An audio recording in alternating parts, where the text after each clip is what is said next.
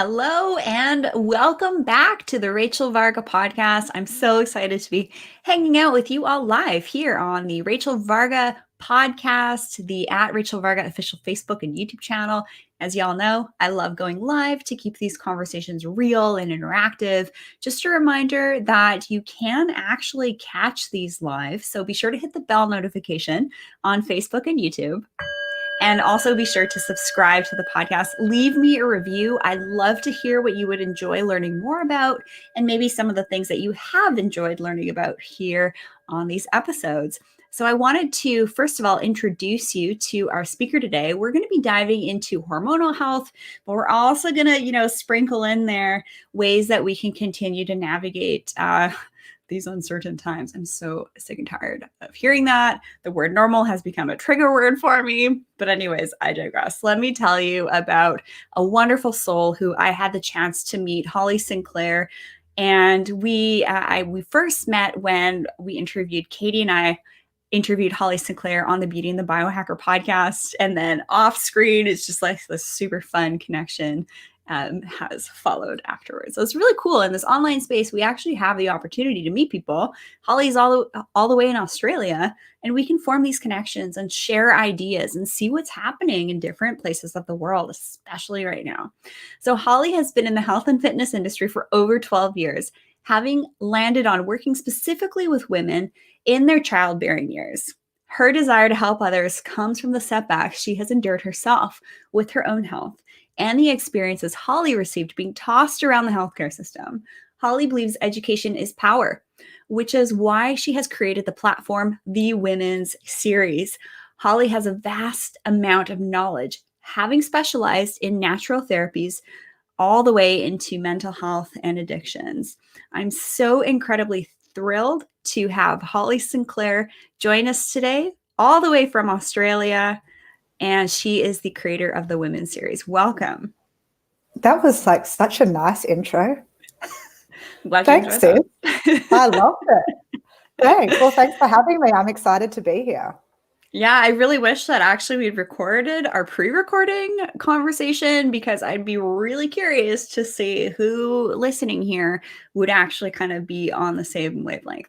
So just so you know, Holly, this show is all about body, mind, spirit, energy optimization to bring forth a higher level of beauty and radiance. One of the questions I've been getting a lot from listeners, from you guys reaching out, sending me a DM or an email, info@rachelvarga.ca, that gives me ideas for content to create. But some of the questions I'm getting are, how do we balance our hormones? What do we do if we're perimenopausal, menopausal, postmenopausal? So Holly, you are definitely my go-to person. As soon as I interviewed you last time, I was like, whoa, this girl knows what's up when it comes to hormones. So how can we optimize our hormone health? Well, I think, apologies if you can hear a saw going off in the background. I'm joined by a chainsaw today.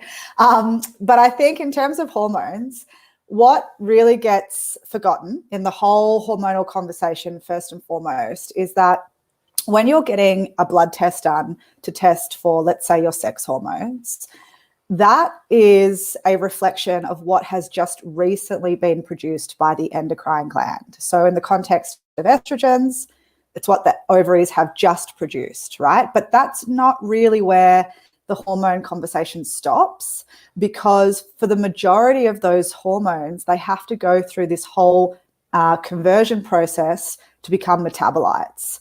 And that requires really good liver health and also really good gut health, right? So, we'll use estrogen as an example.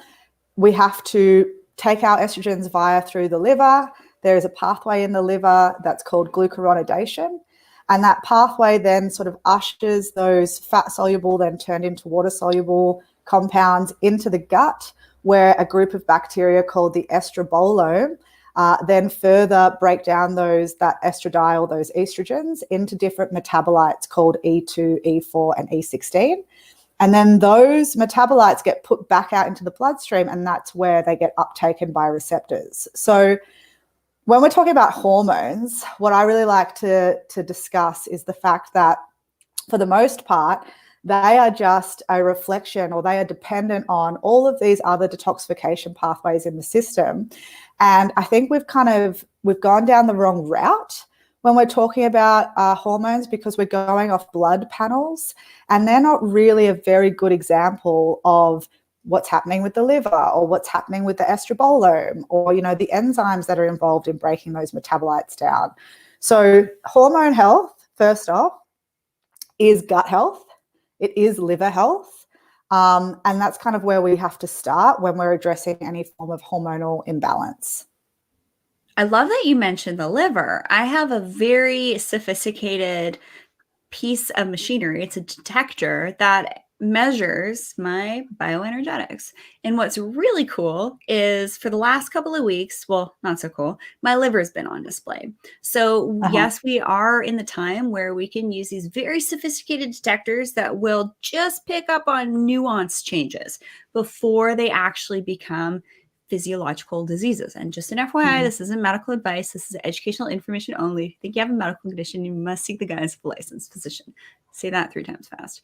So what do we do about alcohol? Because what I did, I saw the liver pop up. I did my castor oil packs. I cut out alcohol for a couple of weeks, and my liver scores have noticeably improved. So we're at a time where a lot of people are still, you know, they're going straight to the alcohol to try and relax themselves. How does alcohol impair our hormone health? Well, the thing is with alcohol, obviously it's a toxin. I mean, I shouldn't have to explain that to people. Last time I checked, alcohol wasn't good for anybody. Yeah, that's right. It's not good for anybody. But the big problem is, if we're talking specifically about, you know, I just mentioned gut health, alcohol actually permeates all 4 layers of the intestinal lining. So the mucosal lining, the epithelial cells, you know, the lymphatic tissue. So it's really damaging to our guts. And also the gaseous waste byproduct of alcohol is something called acetaldehyde. And acetaldehyde is this endotoxin that also gets secreted via yeast bacteria, so things like candida. So you start to have this real interplay between drinking, you know, a couple of glasses of wine, and that can then lead to hyperpermeability in the gut. And then that sort of leads to this excess growth of yeast. And then yeast, you know, it kind of piggybacks on a lot of other infections. So that might piggyback on things like heavy metals, or it might piggyback on things like parasites, right? And so it's this real domino effect that alcohol has on our health. And a fun fact is the reason that schizophrenics or alcoholics have the highest rate of schizophrenia is because of that acetaldehyde. Because when you have an overgrowth of this endotoxin, what happens is acetaldehyde stops us from being able to absorb B6. And B6 is just like a fundamental cofactor for all of our neurotransmitters, right? Alongside other stuff. But so you have this massive then interplay with mental health, yeah, and alcohol. And as you just said, like in these times particularly, what's unfortunately happening is people are being locked indoors, then they're turning to really toxic substances like alcohol, and then that just leads down this vicious cycle of mood disorders, and then you might sort of reach out for pharmaceutical support for that, and then, you know, that then leads to other issues. So it's like, if you just didn't drink in the first place, how much of all of those problems could you have avoided? I'm just going to bring up the elephant in the room. During lockdown, provincial parks got closed, but first things to open were the malls, and the grocery stores and the liquor stores remained open. Yes, the liquor stores remained open so people wouldn't go through detox and overload the hospital system. Yes, I completely understand that. But if you're feeling not great, if you're not necessarily feeling like yourself, even a bit cloudy, things like that, the first thing that you can start to do is to limit your alcohol. And I love that you talked about the liver being one of the biggest mediating organs to have an impact on hormones. I just think that's a brilliant connection to make. And I think it was worthwhile spending a hot couple of seconds on. Yeah.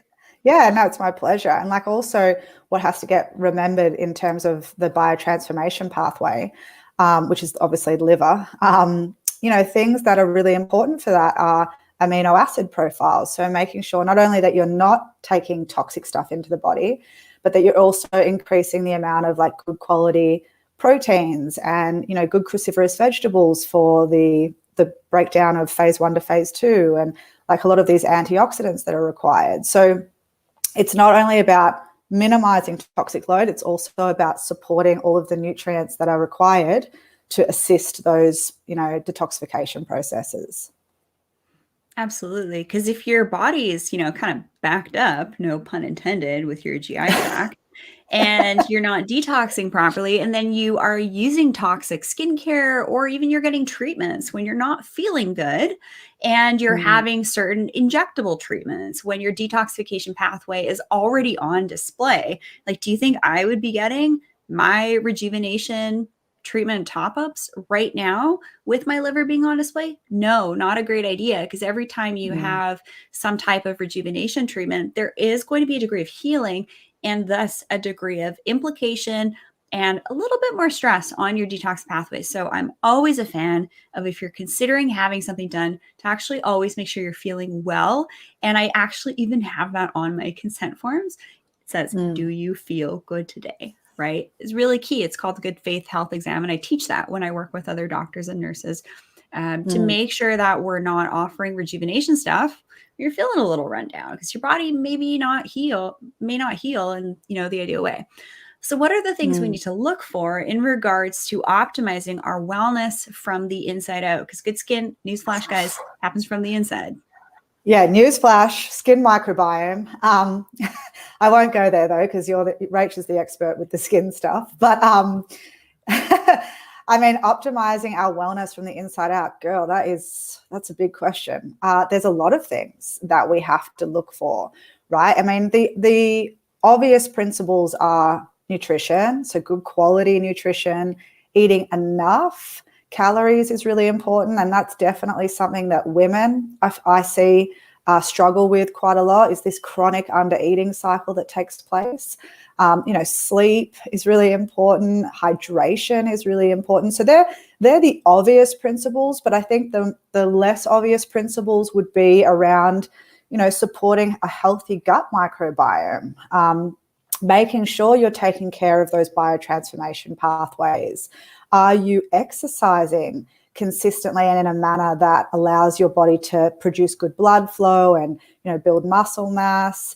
And then the big one, you know, that really, I think it's getting more, there's more information coming out about this last topic, but it's still quite underground, is intergenerational trauma and the thoughts that you think, and, you know, the spiritual or psychosomatic approach to healing. That plays a massive role in our wellness journey. And often, and I'm sure you might be the same with my clients, people are pretty good to implement nutrition. They're pretty good to implement, you know, sleep hygiene and training. But the last sticking point for most people is to work through their shit ultimately, and to work through and sludge through the stuff that they've experienced as a human being. And that really is where most of the breakthroughs start to take place, or we call it the rebirth, right? Yeah, girlfriend, you speak my language. This is why we're internet friends. I gotta say, my most vibrant clients that I've worked with over the last 10 years are actually women aged 50 to 70. And these are women that really have body, mind, spirit, energy practices cultivated. And I talk about this in my ebook, Unlocking Your Vitality, which if you haven't gotten a copy of, please do so. It helps to support me in the work here on the channel at rachelvarga.ca. And I really share what my most vibrant clients are doing, because it's important that I take notes out of these, you know, wise women and healers that I know and I help to look after as well. And what you said about sort of like energetic, spiritual health, really this stuff actually mediates every single thing in our body, because energy really is currency. Our ions really are what mediate our hormone regulation. So if you're not grounded, if you're too electromagnetically positive with an abundance of protons, and you haven't contacted the earth to balance that out because you're too darn positive, you're not going to have the right cellular signaling. Your homeostasis is going to be kind of backlogged, if you will. So yeah, dealing with the stuff that's running in the unconscious, doing the shadow work, that is, honestly, I'm just going to share, that is stuff I do all of the time. and showing up here online, I actually have to do more of it in order to maintain my balance. But what's cool about it is it's actually led me down this really beautiful journey of self-discovery. And I'm curious with you, Holly, how that's looked like for you, if you're willing to share some of your experiences. Yeah, well, um, I was just talking to a client yesterday who has been a client for quite a long time, and I've watched this transformation take place with her as a human, not just her physically, but her as a human. And we were both just laughing about how, like, we're totally different people now, right? When we think back to 3 years ago or 5 years ago, and I think a lot of the time is a lot of us don't make enough effort to reflect on that, and then equally not enough effort to forgive ourselves for who we were at that point in our time without the understanding of conscious awareness and without the practices that we had in place. So yeah, my journey, like, I'm a completely different girl now, or woman now, as to who I was, 3, 5, 10 years ago. And I'll give the example. I got married in January, and the night before my wedding, I had a transformation ceremony take place with my bridesmaids and my mom and my sister. And I had my Reiki master come over, and we did this whole ceremony of chanting, and we read cards and let go of the past so I could step into the present. And I loved it. It was beautiful. But my bridesmaids were like, what the fuck is going on?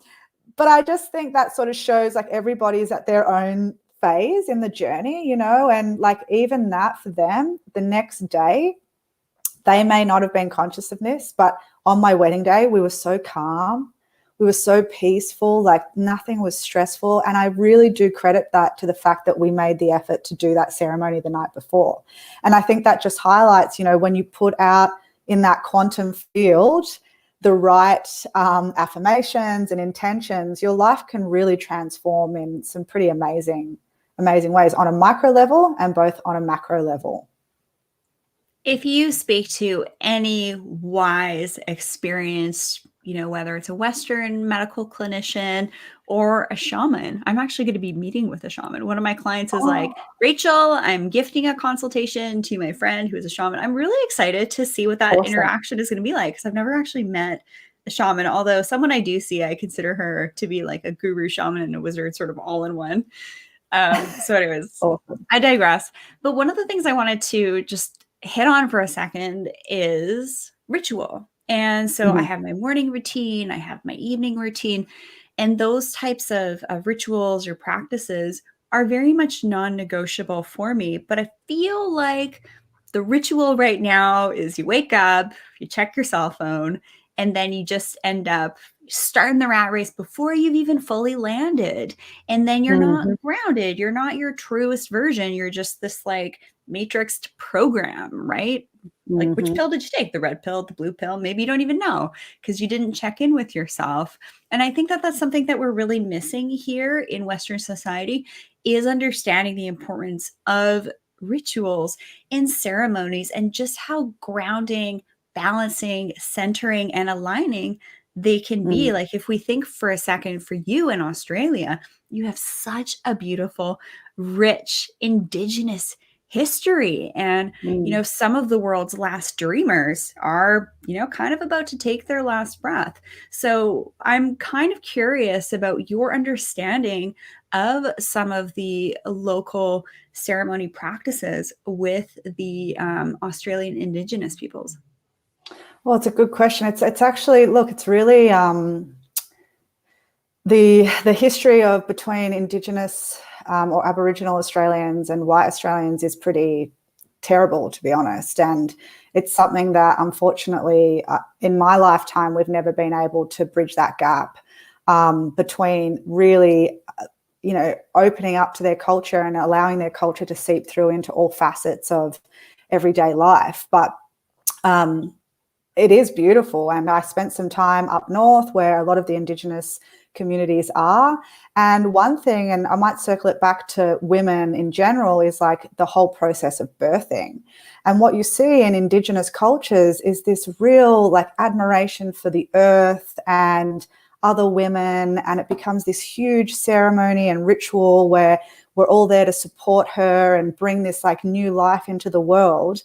And then you compare that to the Western model of birthing, where it's hyper medicalized, it's dangerous, you know, women are going to die, they need to be intervened with. And that creates so much trauma, because that whole ritual of, you know, moving into that next phase of your life as a woman through the birthing process is now taken away from us. So I think that's such a great example of rituals between, you know, Indigenous cultures and the Western world. Is we've lost so much of those primordial aspects of who we are and our biology, to this, honestly, like really profitable, high turnover system that's ultimately just there to make money.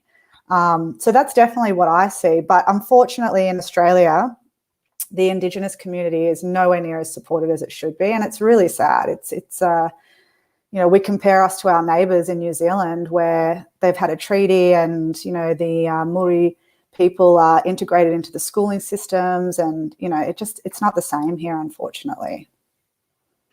Mm-hmm. And I think it's really important that we look at, you know, history. You mentioned intergenerational traumas and things like that.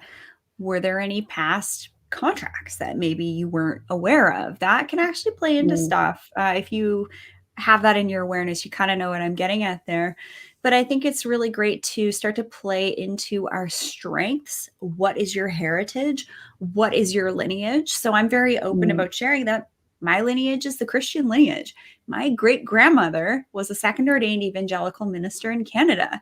And then, you know, my great grandmother was the ordained minister. My great grandmother was one of the first people to come over here from the UK. So I have a lot of stuff running in the background, and that's where my power is, right? That's where I seek my grace, my joy, my peace, my protection, and all of that. And I think it's really important that we learn to cultivate those practices and not just kind of like go through life like living through the matrix. I know, it's so true. And yeah, I mean, not to keep bringing it back to birth, but I think that is the initiation process for women. You know, men usually would have gone out and hunted and done all those things, but women birth. And like that, it just sums up where we are as a society, because that whole initiation process is gone now. And I think if we could move back into a setting where women were still safe and they were still cared for, but, you know, it was supported and it was cared for. And we brought through our grandmother's spirits, like you're talking about, and the lineage that they experienced. I think how we come into this earth basically sets us up for how we experience life, right? So if we start coming into earth through a C-section and bright lights and stress, and it just sets up the next generation for a very stressful life ultimately. One of my best friends, Christina, we actually just went for a nice walk before this. That's who I was with. And she has her beautiful baby newborn, Camilla. Oh my gosh, what just like a beautiful soul coming here. And she actually did a home birth, and she did a lot of spiritual preparatory work beforehand and worked with a beautiful midwife. And she did that with her first child as well. And I just think that I really commend women that are willing to kind of do that work, because, you know, that's some heavy stuff, making another human in your body. No big deal. So when we talk about like male female equality, like, come on, we have different types of bodies, we do different things. I have a feeling if you and I, Holly, were, you know, other women back in the day, we would be kind of like those European ladies of the castles, like holding stuff down, getting stuff done, taking names, 100%. looking after people. 100%. That would have been me for sure. Yeah, you'd be in Scotland and I'd be in Ireland. Too funny. Anyways, we digress. But yeah, I mean, understand your roots. Like, look at what your parents, your grandparents, your great grandparents did before you. I was actually having a conversation with someone a couple of weeks ago. I was like, what did your grandparents do? And they did some really crazy science stuff. And, you know, that's what they're into right now, which is so incredibly beautiful. So do you have any kind of like closing remarks or tips for people to, really maintain their calmness, their joy, their love, keep their vibration high. Because as soon as we start to get in that rat race of talking about what's going on in the world and our opinions, and yes, you should still have an opinion and not be scared to share your opinion. Do we have to do it online? I don't know if we have to do it online.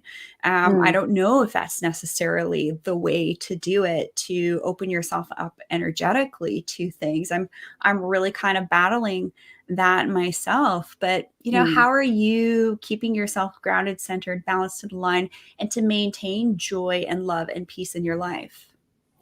Well, I think the only way to really invoke any form of emotion is to think about it. And it's like you can only invoke your past, for example, when you think about it, or your future when you think about it. So ultimately that boils down to our thoughts. And, I know this is like a little bit out there, but you're in control of your thoughts because you are the thinker, right? So if you're not actively working on your consciousness, whether it be through something like meditation, journaling, yoga, or even just getting out in nature, it's very easy for those thoughts to, take over and create that negative experience, right? So one thing that I always say to my clients is, if you feel like you're getting stuck in a thought cycle about something negative, whether it's 2020 or it's the lockdowns or whatever it might be, actually consciously bring that thought forward.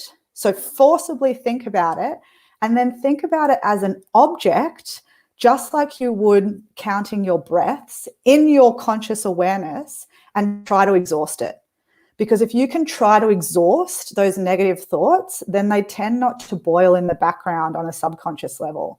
And I think that's one of the best things that many people can do, is just be aware of the fact that our thoughts are a byproduct of us as the thinker, and they are something that we have control over. And it's just whether or not you're committing to those spiritual practices or conscious awareness practices, whether you can catch it, right? So meditation, yoga, journaling, that's how I create peace within myself. That's and awesome. last year, I got to say, there was many times that I went, go meditate. Because I was getting reactive. Go meditate, Holly, go meditate, Yeah, and I love that you brought up the unconscious stuff. So I just think that it's worthwhile, before we wrap up here, is to actually share something called EFT, emotional freedom technique, or tapping. This is something that I like to employ, and it does just that. It brings up, say, something that's bringing you fear, something that's bringing you pain, and you basically go through a series of tapping on various areas of the body. You can just YouTube this or just reach out and I'll share with you my favorite reference for EFT technique. And it's great because, yeah, just exactly what you said. You put attention on it and then you kind of exhaust it until it's no longer in your awareness. So this is very different than venting to your girlfriend, right? Yes. Before it used to be that ex-boyfriend. And now it's all the SHIT that's going on in the world. Am I right? Preach, sister. Preach.